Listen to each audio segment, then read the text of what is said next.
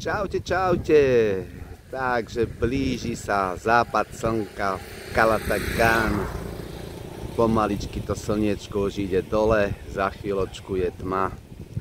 Tma tu býva okolo 6, takže natočím vám aj tento západ slnka na Trstinovom poli.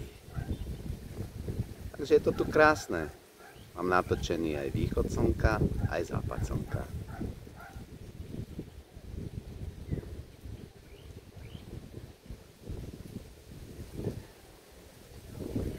A už ide za kopček.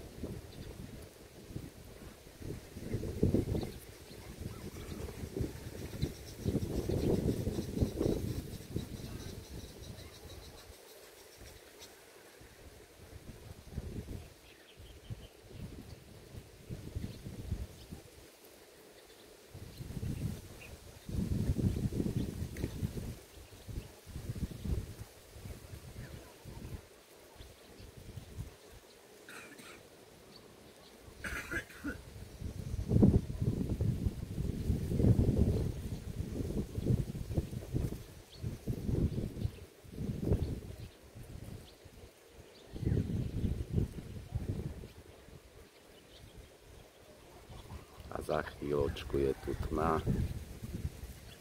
bude 6 hodín. Bol to nádherný výlet v tomto Calatagan. Super, že sa mi to podarilo, lebo išli sme sem náslepo. Nemal som tu nič rezervované ako predtým, čo ste videli moje videá. Všade som mal nejakú rezerváciu, všade o mne vedeli, že prídem.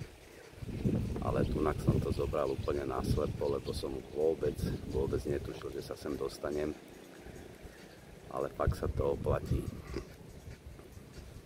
Na budúce neviem, či nezačnem priamo tu v Calatagan a zase budem pokračovať po mojich obľúbených destináciách, lebo odtiaľto sa dostanete loďou za 2 hodinky na Tingloy. A Tingloy, tam mám veľa kamarátov,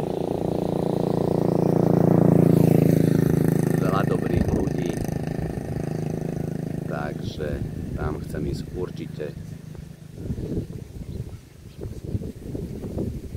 A je to tu, už je pomaličky za kopcom.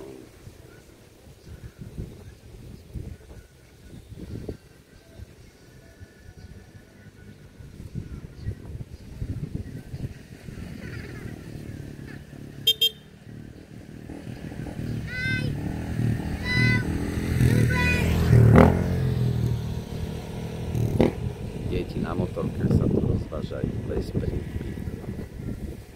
A je to, slniečko nám zapadlo, tento deň končí a zajtra odchádzame do Lipa City.